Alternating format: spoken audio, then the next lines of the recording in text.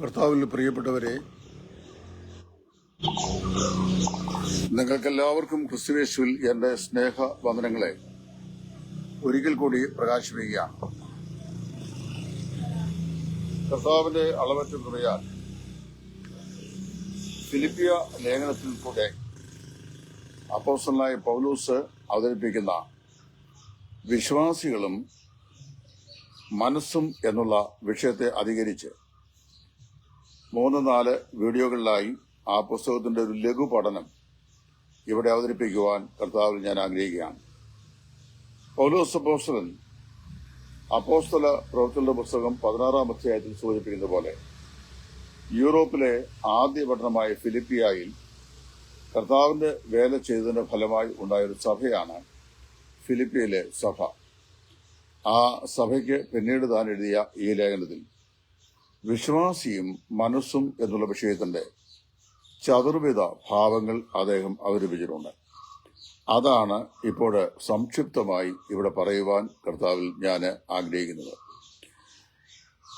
ആദിമ സഭയിലെ വിശ്വാസികളെ സംബന്ധിച്ച് വിശ്വസിച്ചവർ എല്ലാവരും ഏക മനസ്സുള്ളവരായി ഐകമത്യപ്പെട്ടു നിന്നു എന്ന് നമ്മൾ വായിക്കുന്നു. അങ്ങനെ അവർ നിന്നപ്പോൾ അവരുടെ ആത്മീയ ജീവിതത്തിന് വളരെ അനുഗ്രഹിക്കപ്പെട്ട പുരോഗമനം ഉണ്ടായതായും നമ്മൾ തിരുവഴുത്തിൽ വായിക്കുന്നുണ്ട്. വിശ്വസിച്ചവർ ഏക മനസ്സായി നിന്നുകൊണ്ട് ദൈവത്തെ മഹത്വപ്പെടുത്തി ജീവിച്ചു എന്ന് നമ്മൾ വായിക്കുന്നു. ഫിലിപ്പിയ ലേഖനത്തിൽ ഒരു വിശ്വാസിയുടെ ചതുർവിധമായ മനസ്സിന്റെ ഭാവങ്ങളെക്കുറിച്ചാണ് അപ്പോസ്തലൻ പറയുന്നത്. ഒന്നാമത്തെ ഭാഗത്ത് 1-ാം അധ്യായത്തിൽ സിംഗിൾ മൈൻഡ് അഥവാ ഏക മനസ്സ്, 2-ാം അധ്യായത്തിൽ സ്പിരിച്വൽ മൈൻഡ് അല്ലെങ്കിൽ ആത്മീക മനസ്സ്, 3-ാം അധ്യായത്തിൽ സബ്മിസീവ് മൈൻഡ് അതല്ലെങ്കിൽ സമർപ്പിത മനസ്സ്, 4-ാം അധ്യായത്തിൽ സാറ്റിസ്ഫൈഡ് മൈൻഡ് അല്ലെങ്കിൽ സംതൃപ്തിയുള്ള മനസ്സ്. ഞാൻ റിപ്പീറ്റ് ചെയ്യാം.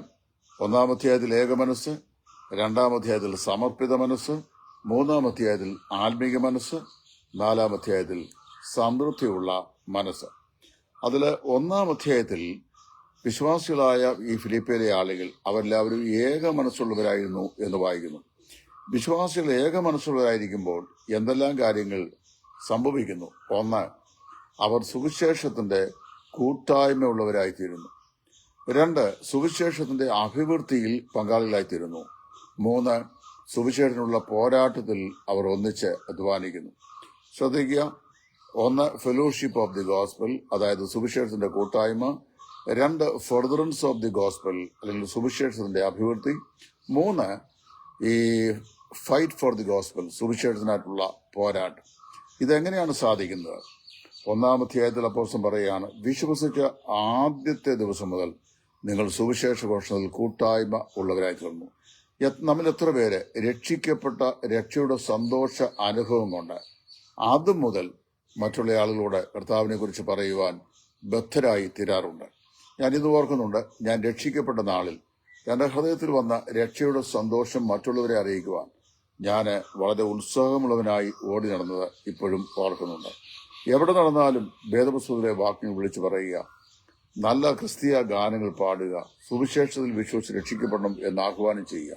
ഇതൊക്കെ ആ നാളുകളിൽ ദൈവാത്മാവ് എളിവിൽ കൂടി പ്രവർത്തിച്ചത് ഞാൻ ഓർക്കുന്നുണ്ട്.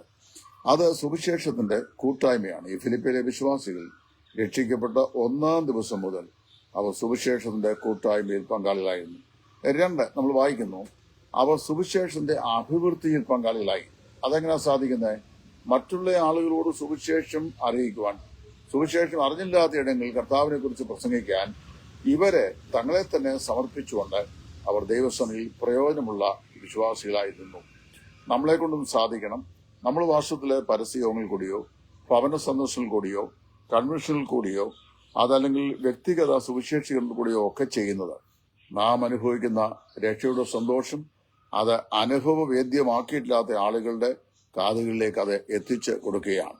യെശയ്യാ പ്രവാചകൻ പറയുമ്പോൾ ഇങ്ങനെ പറയുന്നു, നന്മ സുവിശേഷിക്കുന്നവരുടെ കാൽ പർവ്വതങ്ങൾ എത്ര മനോഹരം. പ്രിയമുള്ളവരെ, നമ്മുടെ ജീവിതം കൊണ്ട് സുവിശേഷം അഭിവൃദ്ധിപ്പെടുവാൻ ഇടയായിത്തീരണം. നിർഭാഗ്യവശാൽ AD 56 സുവിശേഷം ഇന്ത്യയിലെത്തി, കേരളത്തിലെത്തി എന്ന് നമ്മൾ വിശ്വസിക്കുകയും പഠിപ്പിക്കുകയും ചെയ്യുന്നുവെങ്കിലും കേരളത്തിൽ നിന്നും നമ്മൾ കേവലം 2.5% ആളുകൾ മാത്രമാണ്. അല്ല, ഇന്ത്യയിൽ നമ്മൾ 2% മാത്രമാണ്. എന്താ കാരണം? സുവിശേഷം വേണ്ടത്ര നിലയിൽ നാം മുഖാന്തരമായി അഭിവൃദ്ധിപ്പെടുവാൻ ഇടയായിട്ടില്ല, അല്ലെങ്കിൽ അതിന്റെ പ്രായോഗിക വശത്ത് അത് എത്തേണ്ടിടത്ത് എത്തിയിട്ടില്ല എന്നുള്ളതാണ്. അപ്പോൾ വാസ്തവത്തിൽ സുവിശേഷത്തിന് പേരുണ്ടാകുന്ന സംഘടനകളല്ല, സുവിശേഷം അറിയിക്കുന്നതിലാണ് നമുക്ക് വാസ്തവത്തിൽ അഭിവൃദ്ധി ഉണ്ടാകേണ്ടത്. 3, ഈ പൗലോസ് അപ്പോസ്തലൻ കാരാഗൃഹത്തിലായി എന്നറിഞ്ഞപ്പോൾ ഈ വിശ്വാസികൾ എല്ലാവരും കുറിച്ചു ഐക്യഭാവമുള്ളവരായി, ഏക മനസ്സുള്ളവരായി അവർ സുവിശേഷത്തിന് വേണ്ടി പോരാടാൻ തയ്യാറായി. തങ്ങളെ സുവിശേഷം അറിയിച്ച ദൈവത്തിന്റെ ദാസൻ കാരാഗൃഹത്തിലായിരിക്കുന്നു എന്നറിഞ്ഞു കഴിഞ്ഞപ്പോൾ അന്ന് വരെ സുവിശേഷം പ്രസംഗിക്കാൻ അറിയാത്തവർ പോലും, അല്ലെങ്കിൽ രക്ഷപ്പെടാത്തവർ പോലും കർത്താവിന്റെ വേളയിൽ ഇറങ്ങി പുറപ്പെട്ടു.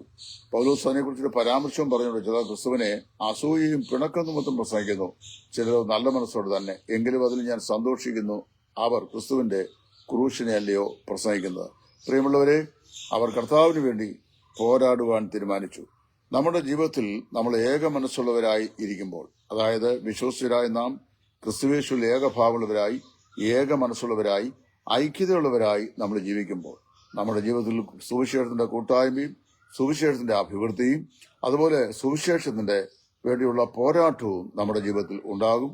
അത് നമുക്ക് സാധിക്കണം. ഇത് 3 സാധിക്കുന്നില്ലെങ്കിൽ നമ്മൾ സുവിശേഷം വാസ്തവത്തിൽ പ്രായോഗിക തലത്തിൽ പ്രയോജനപ്പെടുത്തുന്നു എന്ന് വരുന്നില്ല.